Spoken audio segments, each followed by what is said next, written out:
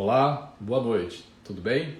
Eu me chamo Marcelo Ribeiro, sou professor de Processo Civil, pós-doutor em Direito pela PUC do Rio Grande do Sul, advogado, anepiano e a convite do nosso queridíssimo presidente Pedro Nogueira, terei a honra de abrir esse belo projeto de lives institucionais. Na noite de hoje, receberemos com muito carinho a professora Maiara Carvalho. Na pauta, Justiça Restaurativa. Boa noite a todos.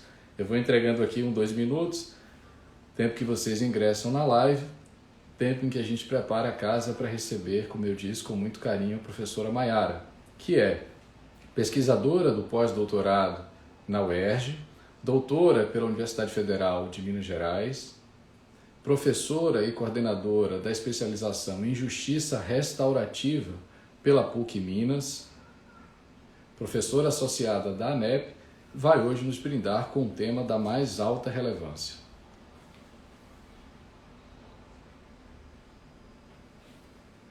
Pois bem, a live permanecerá salva aqui no IGTV da ANEP e será conduzida num formato de entrevista para franquear por mais tempo a palavra ao convidado.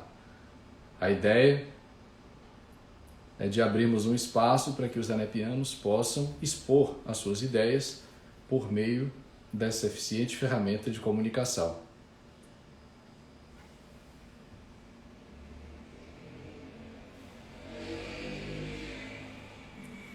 Vamos lá? Muitos amigos queridos já presentes aqui.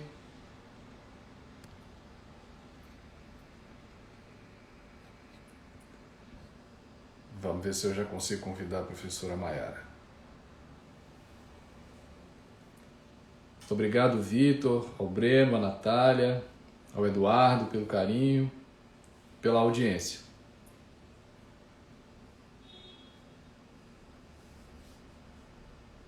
Olá, Silvana. Eu sou Fernando.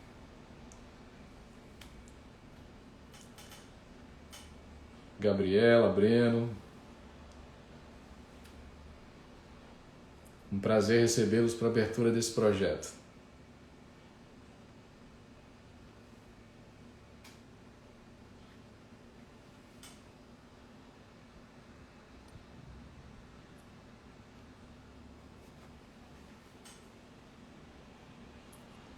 Muito obrigado. É de fato um tema da mais alta relevância. Vamos ver se os deuses da internet nos favorecem hoje.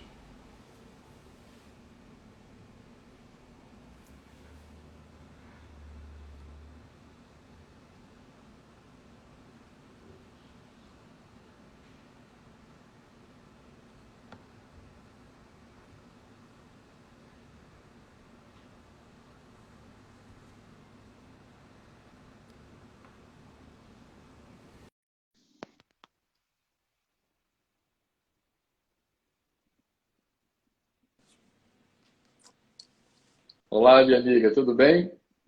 Boa noite, Marcelo. Boa noite a todos e todas. Dizia eu um pouco antes de você ingressar, você, além de ser uma brilhante pesquisadora, é pesquisadora no estágio pós-doutoral na UERJ, doutora pela Universidade Federal de Minas Gerais, coordenadora e professora da especialização em Justiça Restaurativa pela PUC Minas, cofundadora do Instituto Pazes, anepiana, né, professora associada, que na sua tese de doutorado defendeu brilhantemente a justiça restaurativa na comunidade. E eu queria aproveitar esse espaço, né, para de imediato renovar os meus agradecimentos na pessoa do presidente Pedro Nogueira pelo espaço, dizer a todo mundo que nos acompanha que a transmissão será conduzida no formato de entrevista para franquear por mais tempo a palavra a cada um dos convidados. É dizer também da minha alegria de poder receber você logo na abertura desse projeto de lives institucionais. É sempre muito bom conversar e aprender contigo, sobretudo quando o tema é um tema tão relevante, é um tema que você domina tão bem. Marcelo, eu agradeço não só a ti pela gentileza, mas também a ANEP, do qual eu tenho muito orgulho em participar junto a você, pelo convite, pela honra de inaugurar o desculpa, as lives da ANEP. E fico muito feliz de a gente poder começar falando sobre justiça restaurativa. A gente teve um outro encontro em outro momento para falar sobre o tema, acabou que a gente não conseguiu gravar. E acho que esse também vai ser uma excelente oportunidade para isso. É verdade. Bom, eu tenho aqui em mãos o livro, que é, na verdade, o fruto da sua tese doutoral, né? Isso. Eu queria aproveitar o início da transmissão, mas para que você nos dissesse o que devemos compreender por justiça restaurativa. Vamos começar daí, com perguntas mais didáticas para a gente democratizar o debate e facilitar o acesso a todo mundo que nos acompanha. O que a gente deve compreender por justiça restaurativa? Marcelo, eu acho que é importante dizer primeiro que talvez não pareça para quem está começando agora o estudo no tema, mas para quem já é da área, sabe que normalmente os livros teóricos não trazem um conceito de justiça restaurativa. E isso tem uma razão muito própria. A justiça restaurativa ela tem uma base ancestral, milenar, e, na verdade, ela vem dos anos 70 em diante, principalmente, do século passado, sendo sistematizada, sendo operacionalizada no Ocidente, mas, na verdade, ela remonta de mais um século atrás, então mais uns 100 anos antes disso aí, sendo usada principalmente na Europa, ainda não nas Américas, enquanto tal, enquanto instituto, enquanto justiça restaurativa. Mas justamente porque ela tem uma base ancestral, quem sou eu, Marcelo, para poder definir o que é a justiça restaurativa? Então, queria primeiro fazer esse parêntese. A gente normalmente, quando a gente pega um livro, ou até livros de grandes históricos no tema, que assim, que são as primeiras pessoas a falarem no tema, isso que eu quero dizer, assim, como Howard Zé, ele não fala o que a justiça restaurativa é, ele diz o que ela não é. O que ela é, cabe a você trazer. Por quê? Ele te dá princípios, ele te dá valores, e ele te dá fundamentos básicos do que a justiça restaurativa é e necessitaria para ter como prática. E dentro disso aqui, o que você conseguir fazer para operacionalizar, para deixar isso possível, tudo bem, tá ótimo, é justiça restaurativa. Então, é justamente nesse sentido de ser cada vez mais adequado à situação, aos conflitos, às relações, aos seres humanos que estão ali. Mas eu vou ter a ousadia de trazer um conceito meu, tá certo? Então, levem isso em consideração. Ele não é um conceito hegemônico, no sentido de que assim, todos adotam como conceito, porque, como eu falei, na verdade, normalmente não se traz conceito de justiça restaurativa. Na minha concepção, e eu faço isso embasada por pesquisa, por diversos autores, por práticas, a justiça restaurativa é, na verdade, uma visão de justiça que serve tanto a conflito quanto a relações de conexão. Então, eu posso usar a justiça restaurativa quando um conflito já está instalado, mas eu também posso usar previamente. Posso usar justamente para tentar prevenir violência, por exemplo, tentar trabalhar em relação à conexão, de fortalecimento de vínculos. Eu posso usar a justiça restaurativa, vou dar um exemplo muito simples, volta às aulas presenciais. A gente pode fazer isso para uma conexão, pertencimento de pessoas que ficaram muito tempo afastadas. Então, assim, tem várias situações possíveis de uso, que não só o conflito propriamente dito. Mas o conflito, eu acho que é o principal lugar onde a gente pensa hoje aqui no Brasil ainda em justiça restaurativa. E ela é usada, essa visão de justiça, ela é centrada nos sujeitos. Ela olha, então, para o que é necessário para você nesse instante. Ela se preocupa com danos. Então, onde houver dano e onde houver necessidade, a justiça restaurativa abre os olhos. E ela tenta olhar para isso seguindo perguntas distintas da que um modelo retributivo de justiça normalmente se faz. Então, normalmente, quando a gente tem um modelo retributivo, a gente faz perguntas como: qual norma foi violada? Isso seja no civil, seja no criminal, seja fora do judiciário, propriamente dito. A gente pensa, que norma foi violada? Logo em seguida, eu penso, quem violou a norma? Terceiro, qual coação, qual sanção, o que essa criaturinha vai merecer de castigo ou punição ou indenização que ela vai ter que prestar a alguém, ou sei lá o quê. Eu faço isso nos meus relacionamentos mais básicos. E, na verdade, o que acontece é que, para a justiça restaurativa, a ordem das perguntas é outra. A gente pergunta, por exemplo, quem está sofrendo danos? Primeira pergunta, se tem dor, se tem dano, tem urgência. Então, quem está sofrendo danos? Segundo, o que essa pessoa precisa? Ou seja, quais são as suas necessidades básicas? Talvez para o pessoal do direito, quais são os direitos básicos que a gente tem aqui envolvendo que estão afetados, que estão ameaçados, que estão violados? Logo em seguida, a gente pergunta quem tem alguma obrigação de satisfazer essas necessidades. Então, a gente faz uma pergunta ampliada sobre obrigação. Porque para a justiça restaurativa, responsabilidade é algo muito sério.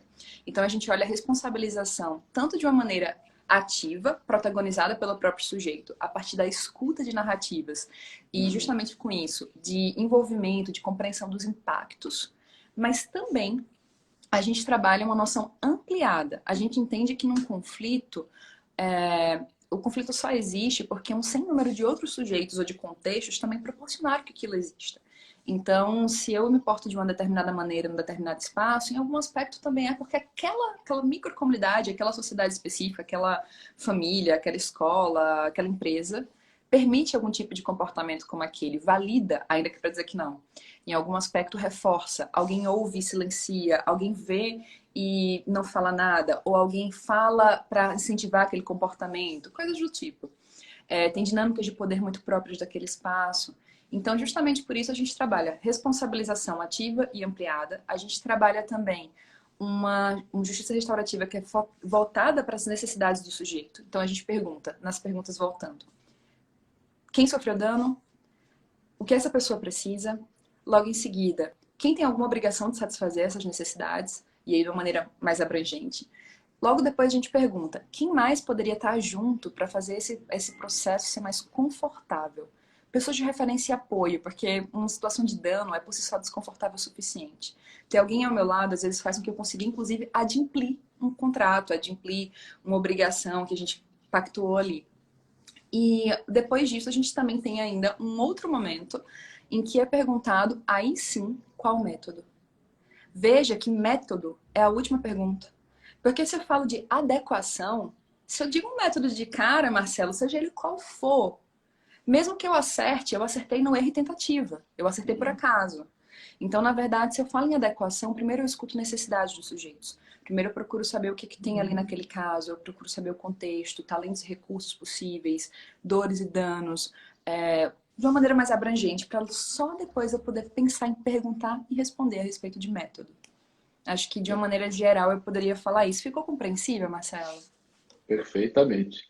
Esse autor, inclusive, que você cita, é uma das suas referências, numa nota de rodapé do seu livro, você destaca lá, ele chama atenção para a divergência que há exatamente já no nome de justiça restaurativa. Né? A justiça restaurativa não visa apenas e tão somente recompor. Observando conhecimentos ancestrais, ela se propõe a construir. E eu acho que esse é um processo dialético constante, né? Eu acho que é uma das riquezas que o seu livro traz, né, Mayara? E aí tem um outro ponto que eu queria lhe perguntar. Vou logo aproveitar para encaminhar duas perguntas. Você dá um corte para tratar da justiça restaurativa na comunidade. E o seu livro deixa muito claro que você pode ter justiça restaurativa, não necessariamente justiça restaurativa na comunidade. Pensar na justiça restaurativa na comunidade é pensar numa justiça que é feita na comunidade, pela e para a comunidade. Eu queria que você pontuasse essa diferença da justiça restaurativa para a justiça restaurativa na comunidade, para os nossos seguidores. Vou aproveitar a sua didática, a sua clareza. E queria também que você nos respondesse qual foi a importância da pesquisa de campo para o desenvolvimento da sua tese, porque acho que esse é um ponto crucial.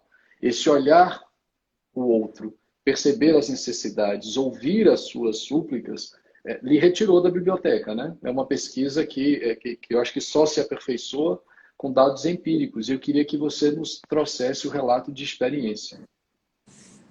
Marcelo, obrigada pelas perguntas. Assim, sobre o Howard Zec, que é o autor que tu comentaste até da nota de rodapé no livro, eu fui aluna dele nos Estados Unidos e ele chegou a falar uma vez, e eu lembro disso, assim, ele falou da seguinte maneira, ele disse, Mai, eu não sei porque as pessoas levam tão a sério o que eu escrevi sobre justiça restaurativa, porque cada vez, quando eu vejo práticas como pessoas de outros países como a tua, eu vejo que justiça restaurativa é muito mais do que eu pensei que fosse. Então, eu acho que a gente deveria levar muito menos a sério o que um livro tem a me dizer e muito mais a sério o que a gente tem de experiência e de possibilidade de uma maneira geral. E daí, por isso é tão importante uma pesquisa empírica. Mas antes de responder propriamente quanto à pesquisa empírica e trazendo a diferença de na comunidade ou justiça restaurativa tradicional, eu preciso dizer que uma grande diferença da justiça restaurativa para outras visões de justiça e talvez até para o que uma visão mais pronta e de caixinha do processo civil, em que a gente pensa, por exemplo, autor e réu, né? Uma coisa muito clichê em relação a... Eu sei que em várias questões isso muda muito, mas assim, de uma maneira geral, do que seria um processo civil mais tradicional, a gente tem algo muito fechadinho entre autor e réu. E, de certa maneira, é ainda o que as faculdades de direito têm formado os nossos estudantes a pensarem que é. E o que acontece com isso? Quando eu penso só autor-réu, eu penso muito pouco em relação à possibilidade de transformação. Então, de uma maneira geral, a justiça restaurativa ela já inclui outros atores. Atores que estão indiretamente envolvidos no ato.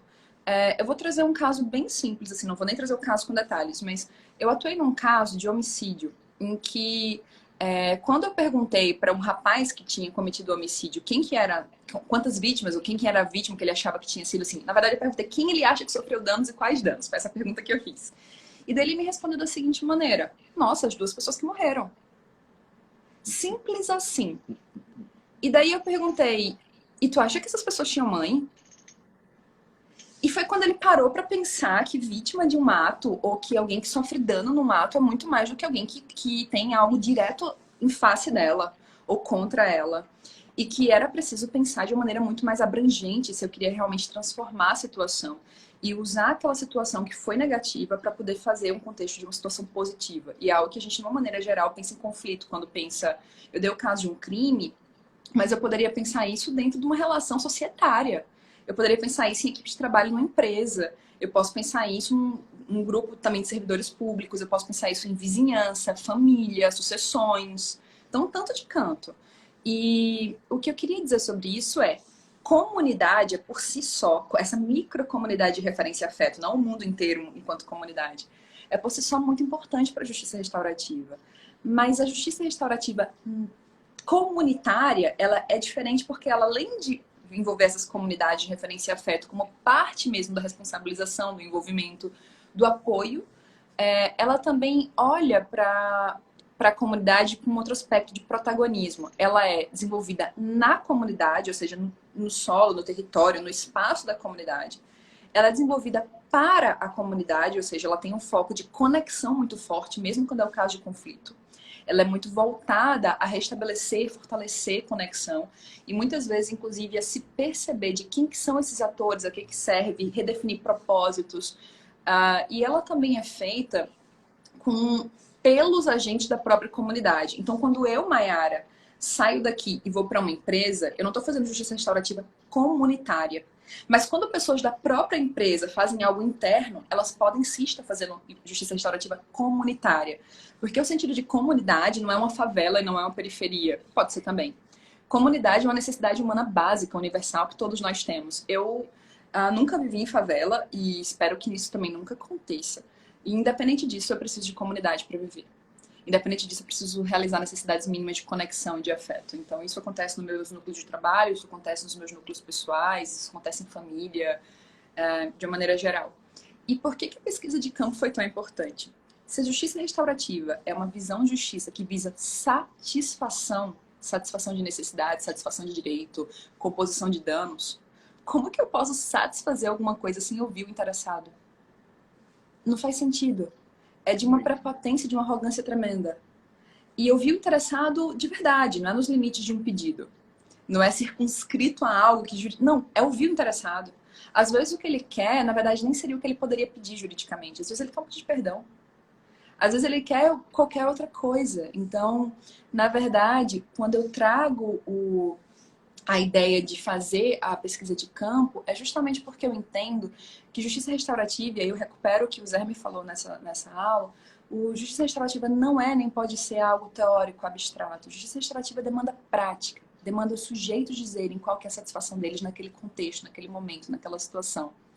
Aproveitar, Marcelo, só para cumprimentar um pessoal super querido que chegou aqui, entre eles o Dr. Francisco, que é do MP do Espírito Santo, pessoa porque eu tenho profunda admiração e carinho, outros vários amigos que eu fui vendo subindo aqui. Bem-vindo, doutor Francisco, nosso querido presidente também já ingressou na live.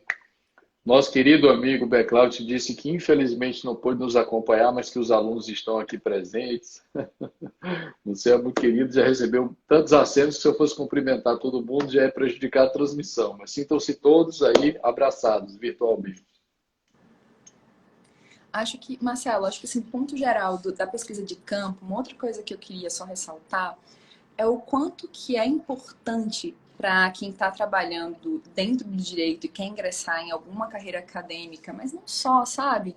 Para quem tem alguma questão de ter uma operacionalidade do seu próprio trabalho. O quanto que a gente tem isso, não por meio de simplesmente um estudo normativo puro e solto, isolado e teorético, Claro. mas muito por o que é essa norma. O que essa norma quer dizer? Se eu pego, por exemplo, um artigo constitucional e trago ele, explico, trago ele para vocês, como por exemplo do salário mínimo, e digo que em 2020 esse artigo estava aqui na Constituição, eu digo muito pouco sobre como que vivia-se em 2020.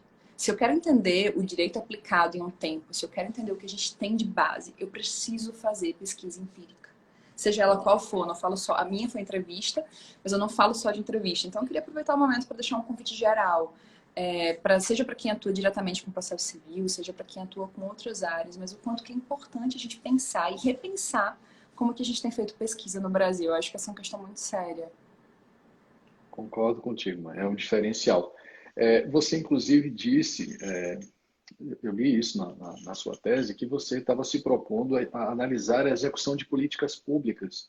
E aí algo já me chama a atenção, porque quando o Ministério da Justiça disponibilizou isso, você teve aí em Minas Gerais, me corrija se estiver equivocado, mas são 853 municípios. Um deles atendeu o chamado. Quer dizer, dos 853 municípios, um deles atendeu o chamado. Você vai para o município de Contagem e lá você enfrenta outras duas dificuldades. Primeiro, da continuidade da política pública, porque muda o governante. E uma outra dificuldade que você relata foi a de acesso à informação. Curiosamente, inclusive, você destaca que foi mais fácil acessar informações fora, no outro programa, nos Estados Unidos, do que aqui no Brasil. Então, eu queria que você também, obviamente, comentasse essas dificuldades, né, na execução da política pública e do acesso à informação. Por que que isso é tão importante para o pesquisador, né? Sim, Marcelo. Inclusive, até para casar um pouco a resposta dessa pergunta com a anterior. Quando eu usei da lei de transparência e quando eu busquei acesso à informação das vias possíveis do que seria um exercício de direito meu, eu não consegui. Então, porque houve uma mudança de competência do governo Dilma para o governo Temer e depois do governo Bolsonaro, uma mudança substancial de como que isso funcionava em relação ao governo. Então, eu não conseguia acesso à informação, eu solicitei, toda vez era uma resposta evasiva quando respondiam. E eu ia recorrendo até o último ali e não conseguia informação. E aí foi muito interessante também um ponto da pesquisa empírica, porque teve um dia que eu fui fazer uma entrevista, foi uma das minhas primeiras entrevistas dentro da prefeitura de Contagem. E quando eu chego lá, eu dei de cara com uma pessoa que me trouxe muito mais informação do que tudo que eu tinha conseguido acessar, pedindo diretamente ao Ministério da Justiça, por exemplo. Vai na E fonte.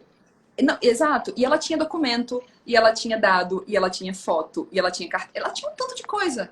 Então, assim, o lugar da pesquisa empírica também, no meu caso, assim, foi muito substancial em relação ao acesso a dados. Eu preciso dizer isso.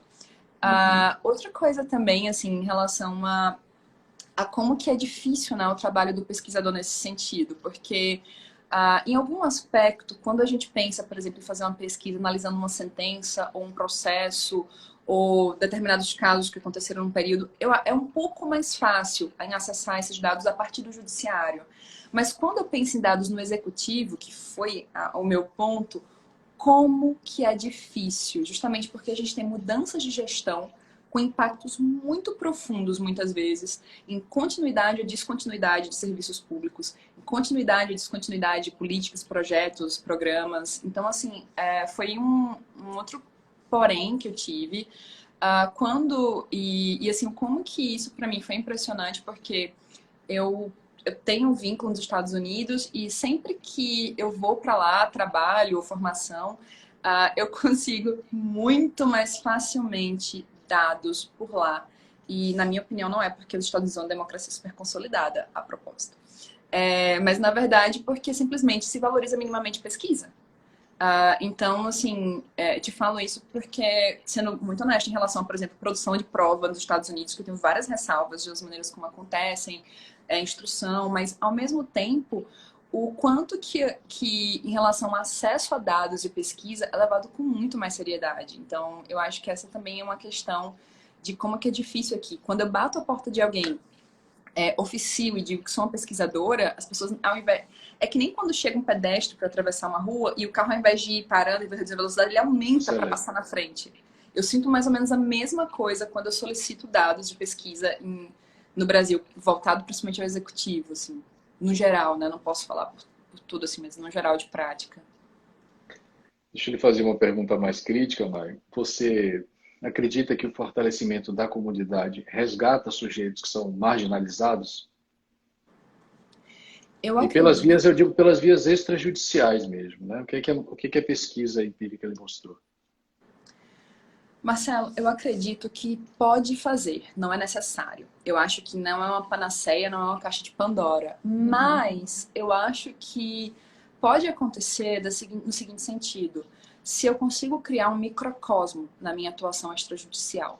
Quando eu falo microcosmo, é pensar quem tem poder de influenciar uma determinada decisão, quem é importante para um determinado caso, quais são os atores centrais, quais são atores subsidiários e que normalmente não são enxergados por alguma razão, justamente para não reproduzir desigualdades em relação a acesso e participação. Então, eu tenho um tanto de questões que eu preciso para poder, na melhor maneira possível, reproduzir um microcosmo ao trabalhar conflito nesse espaço. E isso é uma coisa que eu procuro fazer, mas eu não tenho adivinha no bolso. Então, na minha própria comunidade, eu tenho muito mais compreensão do que é esse microcosmo. Ainda assim, tem coisas que passam invisíveis aos meus olhos por questões de dominação, padrões de comportamento, limitações pessoais.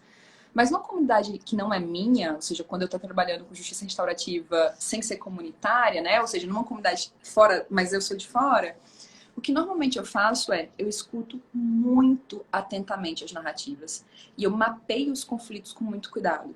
Então, a minha formação de mapeamento de conflitos, eu considero ela sólida, assim, é algo que eu realmente dedico muito tempo, muita atenção. Eu acho que é um investimento realmente de tempo, porque o tempo que eu passo me formando para mapear, aprender a mapear conflitos ou aprimorar o mapeamento de conflitos, parece que o meu trabalho, assim, ele vai se transformando muito mais fácil, ele vai sendo conduzido com uma maneira muito mais fluida. Então, eu acho que é algo que é importante ter em mente como ferramenta.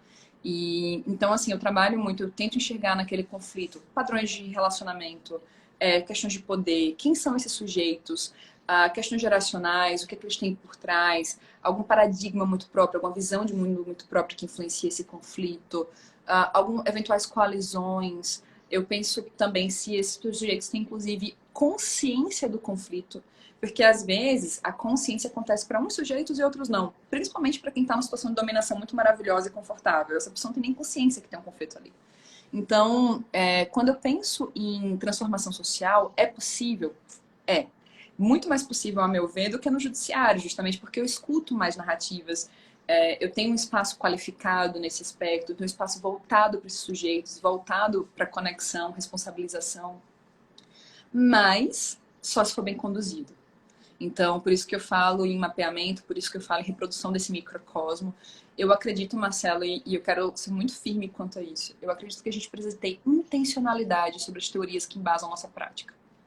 Eu acho que normalmente a gente só sabe teoria sobre prática, mas sem essa intencionalidade de entender mais o impacto da escolha de uma teoria ou de um método e não de outro qualquer. Então, eu acho que a gente precisa ter olhar isso com mais seriedade, não tem uma resposta única para trazer. Acho que essa reflexão, não sei se ficou confuso o que eu quis trazer. Ficou bem claro. Tem uma frase, dentre tantas outras, tem uma que eu acho muito marcante. Você diz: a justiça restaurativa é bússola, não é mapa. Não te dá as respostas prontas e é isso, e acabado, e aqui é o destino. Ela é uma bússola. Mas eu também vejo diversas críticas, na minha opinião, pertinentes, sobre a construção da modernidade. Né? Uma modernidade que, na sua percepção, é construída pela diversidade negada, num discurso, num Estado monista, numa narrativa única, universalizante. Você vai trazer isso muito bem quando faz referências à dominação europeia, à ideia da colonização, do Estado monista, de um centro apenas produtor do direito. Você firma essas premissas e depois as critica, busca desconstruir, dizendo que direito é saber local. E eu queria que você nos brindasse aí com essas considerações. Para quem ainda não pôde ler o teu livro, aproveita a live para aprender sobre isso. Vamos lá. Marcelo, em relação ao saber local, eu acho que é importante dizer que eu tenho por base o Clifford Geertz quando falo sobre isso, que diz que o direito é saber local, porque mesmo esse direito do Estado, esse direito que a gente olha como se fosse o direito hegemônico, ele é sempre referência a uma narrativa de direito de determinados sujeitos. E eu não quero nem falar se eles são maioria quantitativa, minoria quantitativa, não importa. Mas ele é sempre localizado, é nesse sentido. Porque não existe um direito universal, propriamente dito, se você for parar para pensar, que a gente está diante de pluralismo, de uma sociedade complexa. Se a todo momento a gente fala, na verdade, idiosincrasias muito próprias. O nosso país, que é continental, ele tem distinções muito absolutas entre não só região para outra, mas um estado para outro. E muitas vezes até de um pedaço de um estado para outro pedaço, de um município para outro. Como tu falavas de a quantidade de municípios. E dentro desses municípios a gente tem comunidades muito próprias, pessoas muito próprias, modos de vida muito próprios, que não podem ser desconsiderados. Então, quando o direito fala num homem médio, literalmente homem, eu queria frisar inclusive gênero, o homem médio do direito, ele é muito específico. Ele, na verdade, é um médio na visão daquele que tem identidade com aquele homem. Então, ele com certeza não é um homem médio que talvez Tapajós pudessem dizer que era um homem médio. Talvez Tapajós nem tenham esse lugar de prepotência de dizer o que é um homem médio. Então, se eu paro para pensar em diversidade, se eu paro para pensar em algum lugar de... Eu não diria inclusão, Marcelo, porque eu não gosto dessa palavra. Eu acho que inclusão é basicamente eu te dizer que tu podes entrar na minha porta porque eu abri a porta para ti. Mas se eu te digo que tu podes entrar, a qualquer momento eu digo que tu pode sair também, porque eu fecho a porta na tua cara ou eu te mando embora. Então eu acho que a inclusão é uma via muito tênue entre incluir hoje e excluir amanhã. E eu acho que o histórico recente do Brasil em relação a direitos me mostra muito isso. Que alguns direitos que pareciam que eram sólidos, substanciais, a gente estava super satisfeito com eles, de repente cai por terra. Posso falar do SUS, né, de eventos mais recentes, de como que isso aqui vai e volta. Então, se eu tenho essa concepção de que tem essa ideia muito forte de inclusão e exclusão como algo da mesma moeda, eu acho que, na verdade, o que eu falo não é de inclusão nem de exclusão, é propriamente de diversidade. É propriamente entender que não é questão de incluir um outro no meu grupinho, mas é entender que existem diversas maneiras legítimas de vida nessa terra. E que enquanto você não está ferindo o direito de outros sujeitos, não está causando dano com uma forma legítima, está excelente. Vá ser feliz. O direito, o mundo, precisa de gente feliz. Pessoas felizes, de uma maneira geral, quando estão atentas e conscientes, não causam dano e dor. É tudo que a gente precisa, até para o paradigma próprio do direito, quando fala de pacificação social, nesses termos. Então, eu acho que quando eu falo em saber local e puxando para o Clifford Geertz, na verdade, o que eu tenho por base é justamente isso, é dizer que esse saber que a gente olha como se fosse homogêneo, hegemônico, e dá muito facilmente como certo e incontestável, na verdade é só um dos saberes possíveis que alguém que pode falar mais alto ou que tem um alcance maior de fala disse uma vez e todo mundo saiu aceitando. Então, repensar esse pluralismo é fundamental. E justamente por isso que a justiça restaurativa, e não só ela, mas ela também, entra como algo fundamental aí, porque a base da justiça restaurativa é a narratividade. A gente tem um princípio da oralidade no processo que é bem pouco usado, para ser sincera, bem subestimado. Quando eu penso em narratividade, quando eu penso em ouvir, a narrativa ela me traz mais proximidade com impacto, com necessidade, com direitos ameaçados ou violados, com visões de mundo, com essas compreensões que eu falava em relação ao mapeamento de conflitos. Então ela é muito rica, por assim dizer. E por isso é o nosso grande instrumento de trabalho. E foi por isso também, linkando, que eu fiz a pesquisa de campo a partir de entrevistas, porque eu queria ouvir narrativas. Essa narrativa, ainda que seja uma narrativa institucional, é uma via, não é e jamais será a única, né? É um ponto de vista. Leonardo Boff diz isso, né? Um ponto de vista é sempre a vista de um ponto. Mas quando você fala do compartilhamento do poder de decidir, como medida para a transformação social, ouvindo diversas narrativas, isso me desperta para outros dois fatores que eu particularmente considero relevantes. No acompanhamento, não só no planejamento, mas na execução. São as ideias de responsabilidade e de engajamento comunitário, para que a coisa funcione, para que você transforme. E eu queria que você nos falasse um pouquinho o que é que você percebeu, né, com a sua pesquisa empírica no que toca à execução, não só o planejamento, a deliberação, mas a execução para que você obtenha uma transformação na comunidade. Como é que você percebeu a responsabilidade e o engajamento comunitário na execução do que foi planejado? Marcelo, eu acho que, primeiro trazendo até para o processo, assim, um problema muito sério é que a gente tem inúmeras cadeiras e ampliações de formação para o conhecimento e pouquíssimo para a execução. A É execução, verdade. coitada, fica no fundo, no fim, rapidinho, correndo. E no típico, no atípico, você fica assim, ela não te forma propriamente. Talvez seja por isso que tantas pessoas saem da faculdade de Direito e dizem, agora eu faço o quê? Porque o que ela mais precisa, que é conseguir executar, é conseguir uma satisfação, é o que ela menos tem informação a respeito. É o que ela menos ouviu Comemora, na faculdade de Direito. comemora porque ganhou, mas não sabe exatamente como atuar para receber. Né? Não, nem se vai receber. Então, eu acho que esse é um problema muito sério. E não é à toa que num país como o nosso, a gente tem o que eu chamaria de um método de inadimplemento, porque é algo mais cultural mesmo, em que é o devedor quem diz pro credor para ele entrar na justiça. É o devedor quem ameaça o credor e diz, entra na justiça, vai lá. É quem infringe direito que me ameaça e diz assim, vai lá, vai atrás da justiça, vai atrás dos seus direitos. Então, isso também é algo muito próprio, que diz muito sobre esse lugar de execução ou inexecução dentro do processo no Brasil. E quando eu penso isso sendo voltado para a justiça restaurativa, é justamente o oposto disso aqui.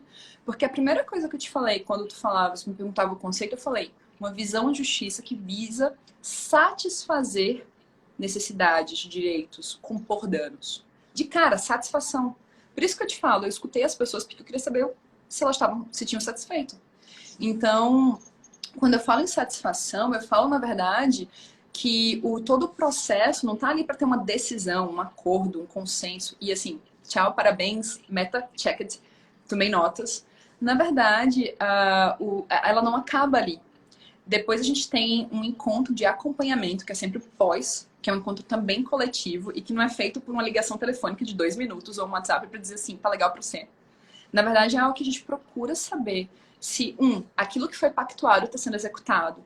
2, se houve alguma descoberta nova em relação a direito, necessidade básica, que não conseguia se visualizar naquele primeiro momento, mas ao começar a operacionalizar aquele acordo, né, aquele plano de ação, tomou-se notícia, percebeu-se que foi falho, que faltou uma coisa, ficou lacunoso, e que é preciso, então, retomar, de repente, um encontro coletivo, retomar mesmo encontros individuais e fazer um coletivo depois, para trabalhá-lo.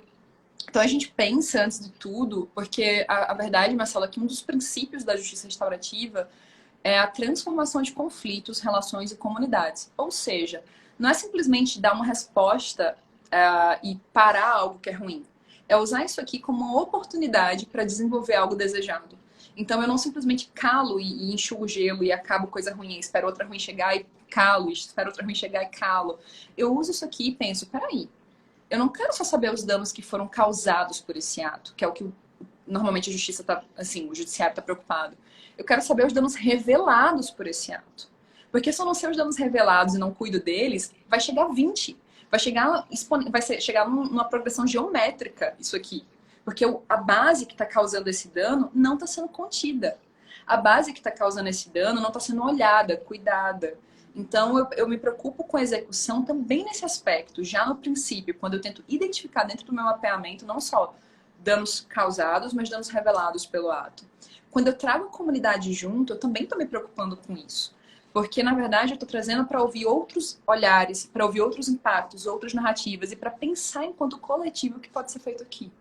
E quando eu faço isso em um terceiro momento, onde tem um plano de ação, onde tem um acordo, uma pactuação ali, e eu tento então buscar esse espaço para ter um acompanhamento, como eu vinha falando contigo, foi executado, não está sendo porque tem algum percalço, algo novo foi descoberto. Então, pensando tudo isso para poder reconstruir e possibilitar uma transformação.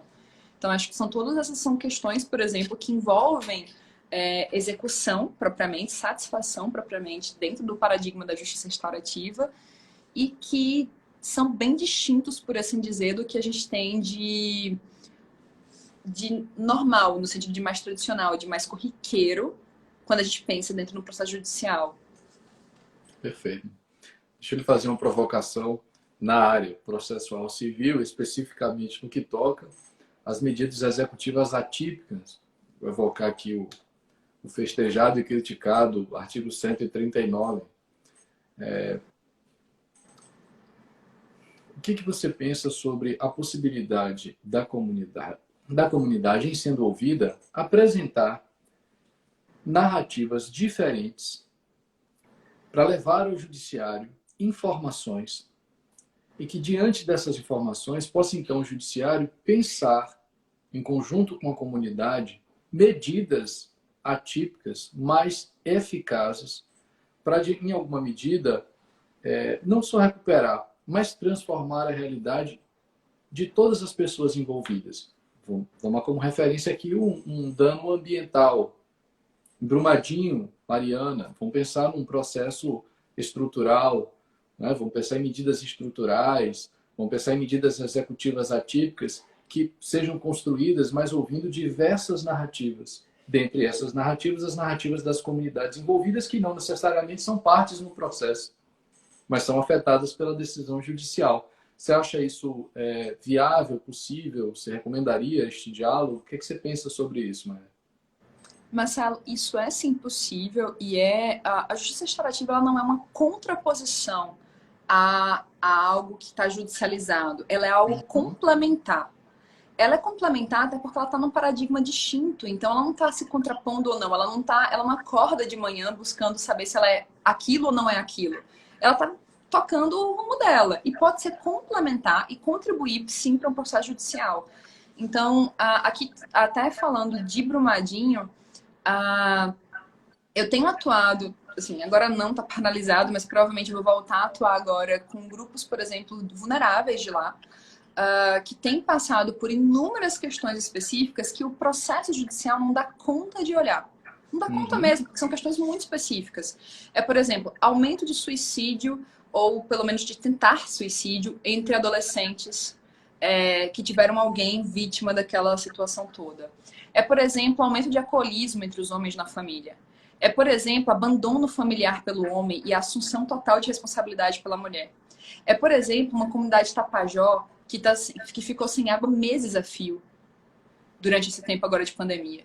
Então, são diversas questões que têm várias peculiaridades. Questões de uma vizinhança para outra vizinhança. Então, quando eu trabalho com justiça restaurativa lá, eu tenho acesso a informações que são informações que eu vou guardar com sigilo. Mas a gente pode pensar em algo proativo daquilo ali, não só para algo do âmbito individual, mas do coletivo. Esses sujeitos com os quais eu estou falando, eles têm um conhecimento de causa, de terreno, muitíssimo maior do que eu e do que os autos do processo. Então, o que a gente pode fazer que tal se a gente forma grupos que identifiquem problemas, que tracem determinadas possibilidades, que mostrem necessidades, e com isso aqui eu consigo fazer um diagnóstico participativo da situação, para aí apresentar para o judiciário que seja. No caso da comunidade que eu atuei, na pesquisa de campo do doutorado, eles fizeram um diagnóstico participativo e fizeram também um plano participativo desse jeito, com algumas esferas de atuação, entre elas violência doméstica, e eles fizeram isso e passaram para o executivo. Eles, inclusive, modificaram algumas execuções de serviços públicos para se voltar melhor a atender às necessidades próprias da comunidade, num lugar de diálogo, de participação. Então, era como se o jurisdicionado, no caso judiciário, mas nesse caso aqui, como se o cidadão olhasse e dissesse, não, amigo, você está executando errado. Porque especificamente aqui, isso aqui não tem efetividade nenhuma.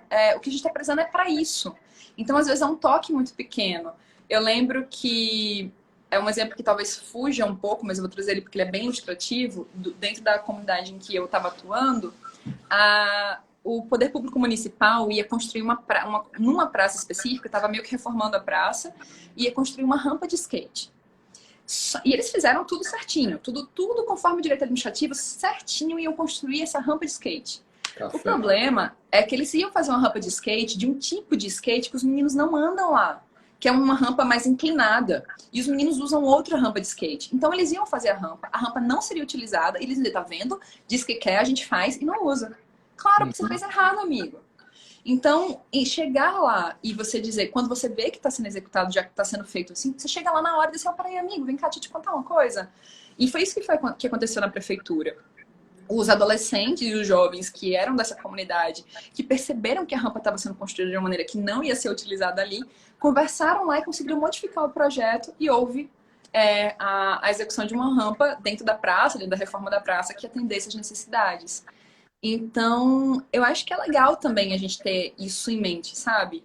É um exemplo bobo, assim, que foge do judiciário, mas que eu acho que a gente que abre o olhar para o que é possível para esse usuário básico, para esse jurisdicionado básico e para pessoas que estão aqui, principalmente pensando em conflitos coletivos, o quanto que essas pessoas poderiam trazer de novidade dentro de, por exemplo, diagnóstico participativo, para usar os termos que foi usado nesse programa que teve aqui em Contagem.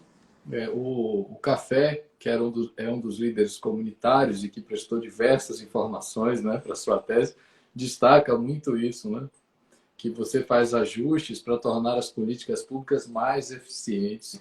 E tem algo que também me chamou muito a atenção, porque você, com isso, não muda só as políticas públicas, você muda as pessoas.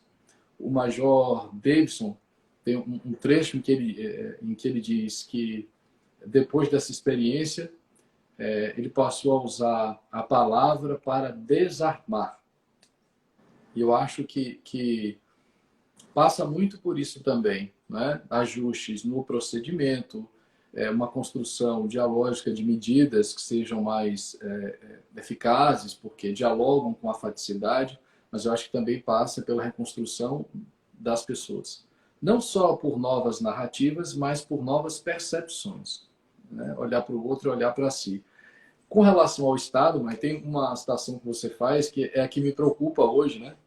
Você cita o Bauman para dizer que a lealdade desponta como elemento essencial para a construção de um lugar seguro e de pertencimento.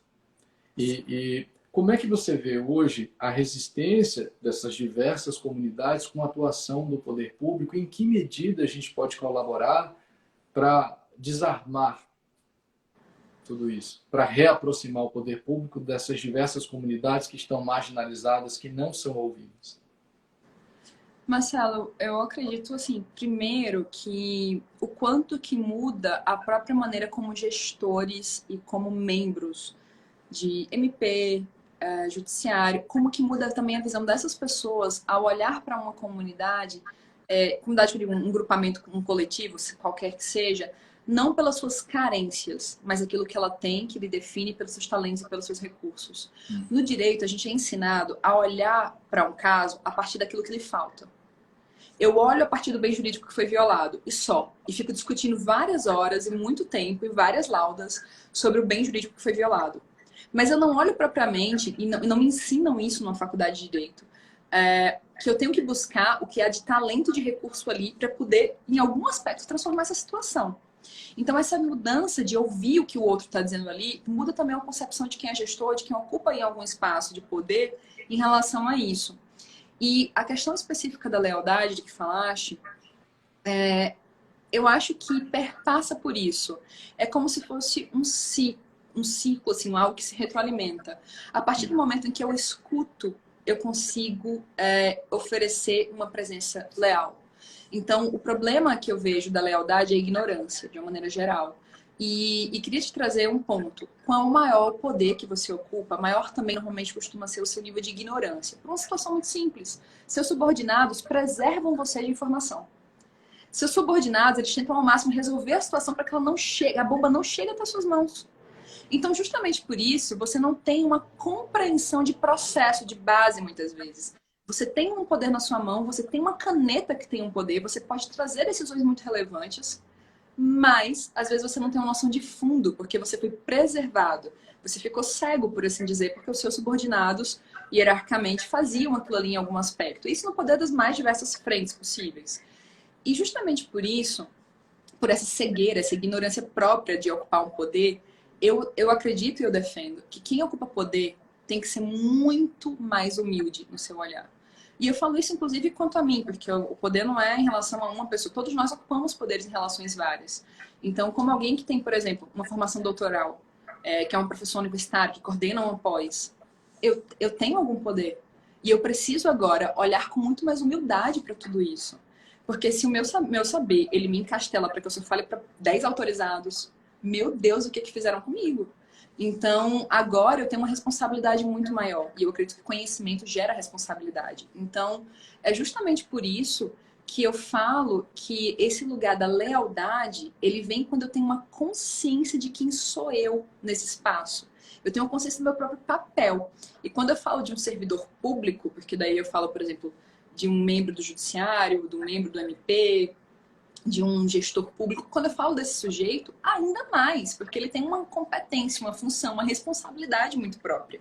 Então, deveria chegar muito mais nesse lugar de realmente da escuta da narrativa. E esse é um ponto que é caro da justiça restaurativa, então que ela pode auxiliar em diversos aspectos. E eu acredito que isso é um ponto para romper a própria desconfiança e o histórico de deslealdade. Eu dou muita formação sobre trauma também, até porque é um ponto muito importante para trabalhar conflito. Se eu não olho para trauma muito bem, na maior parte, principalmente conflito familiar, sucessões, até empresa, não consigo trabalhar muito bem sem ter esse olhar cuidadoso. E eu falo muito sobre um tipo de trauma específico que é bem comum aqui no Brasil, trauma por traição. E eu vou dar um exemplo. Eu poderia falar do Witzel, mas eu seria limitada se eu falasse do Witzel. Porque, na verdade, o problema de desvio de verba da saúde numa pandemia, lamentavelmente, não é exclusivo nem do Witzel, ao que parece. Então, quando eu olho um lugar em que eu tenho uma pandemia, algo bizarro acontecendo em relação à saúde, infraestrutura, um tanto de gente morrendo e adoecendo, e eu tenho um desvio de verba de construção de hospital de campanha, mesmo que eu não use aquele hospital, quer dizer, não sei, não tenho como saber, mas ainda que eu nunca venha precisar, eu olho para isso e digo, isso é absurdo, isso é vergonhoso, e é o lugar da traição, porque é uma legítima expectativa. É uma legítima expectativa frente àquele que tinha uma legítima também responsabilidade em face a você. Então eu acho que isso entra muito nesse lugar, quando a gente pensa também em gestão público, quando a gente pensa também nesse lugar e aí olhando de uma maneira geral, judiciário, defensoria, MP, ou mesmo executivo, legislativo, em relação à lealdade. Perfeito. Tem uma frase, uma das brilhantes citações que você faz, de Hannah Arendt, que eu acho que resume bem essa ideia. Né? Abre aspas, ela diz que diferente da banalidade do mal que se perpetua pela ignorância, praticar o bem exige consciência. Exige. Acho que essa frase emblemática resume uma parte da sua narrativa, do seu discurso. Principalmente quando a gente tem consciência do nosso lugar de fala e do poder que a gente exerce, da expectativa que gera. Eu, infelizmente, tenho que já me conceder os últimos 2, 3 minutos, porque a gente se aproxima aqui de 1 hora e com esse tempo a gente já passa, né? Chega ao limite do Instagram. Então, eu vou lhe conceder, Mayara, aqui 3, 4 minutos para que você possa fazer as considerações finais, lembrando a todos os colegas que nos acompanharam hoje que a live permanecerá disponível aqui no IGTV da ANEP. E que na semana que vem eu recebo um segundo convidado também muito especial, então sigam acompanhando aqui as redes sociais da ANEP para mais lives institucionais. Mai, por favor. Marcelo, eu queria agradecer a ti e também a ANEP pela oportunidade de estar falando sobre o programa, sobre a minha tese, sobre várias questões que eu tenho em relação a muito mais do que a pesquisa da tese em si. A maneira de se pesquisar, a maneira de fazer, de produzir algo jurídico no mundo. E eu acho que essas são algumas reflexões que eu queria trazer para finalizar. Dizer que eu sou professora dentro de processo civil, coordeno uma pós-justiça restaurativa, mas tenho uma atuação em processo. E é porque eu conheço isso que eu vejo, não é satisfatório em todos os casos, embora em vários processos. E eu preciso ter muito mais ferramentas do que isso. Entender como mapear um conflito, entender como atuar nessas situações, ela me amplia, inclusive quando eu tenho uma atuação mais tradicional. E eu preciso sair um pouco desse lugar de preconceito que vem com base com ignorância, ao pensar ferramentas, habilidades, achar que eu tenho que decorar uma norma que está satisfeito. Então, eu acredito que isso é algo muito importante de a gente ter em mente e trazer como reflexão. E particularmente a meu respeito, já que eu sou professora universitária, já que eu fiz um doutorado, ter um cuidado para como eu falo, para quem eu escrevo, como eu escrevo. Você sabe que isso foi um cuidado meu na tese, de me ser compreensível. Eu acho que seria de uma prepotência e de uma grosseria tremenda se eu tivesse ouvido pessoas que foram fundamentais para eu poder escrever minha tese e não tivesse escrito numa linguagem que elas pudessem ler e entender. É outro traço sensacional da sua tese. Eu acho, obrigado, Marcelo. Eu acho que teria sido, assim, sendo muito honesta, teria sido vergonhoso da minha parte, teria sido bem rude. Então eu acho que isso é um ponto que a gente precisa refletir também. Como que a gente fala, para quem a gente fala, qual a intenção de determinado jargão. Então eu acho que isso é importante. E eu queria agradecer a ti, Marcelo, pela leitura atenta da tese, por lembrar de nomes de pessoas, pelo... Assim, eu admiro muito você enquanto pessoa, enquanto profissional, Obrigado. a maneira como você realmente se dedica com qualidade às coisas. Então, muito obrigado pelo olhar tão atento para o meu trabalho. Muito obrigado. Eu lhe agradeço porque a você, ao nosso presidente, pelo espaço, dizer que nesse período de pandemia eu fiz algo para muitos revolucionário. Eu li teses e dissertações e artigos dos nossos amigos e professores anepianos e posso dizer que revi muitos conceitos, desconstruí, reconstruí, aprendi, renovei. Então, eu acho que conduzir a live é também um privilégio, né? Porque, como eu disse na chamada do texto, todos nós aprendemos muito mais sobre a justiça restaurativa por meio das suas lições. E me preparar para poder dividir esse espaço contigo foi enriquecedor, né? E fica aqui também o meu pedido, né? Teses, dissertações, artigos precisam ser lidos, não só mencionados, que a gente aprende muito com a leitura, todos nós sabemos disso, né? Marcelo, eu queria falar uma coisa só. Queria agradecer, na verdade, a presença de todas as pessoas que estão aqui, gente super querida. Acabei de ver a Irene, por exemplo, a Vanessa, pessoas que eu tenho muito carinho. O espaço é seu, pode se despedir de todo mundo aí, tranquilo.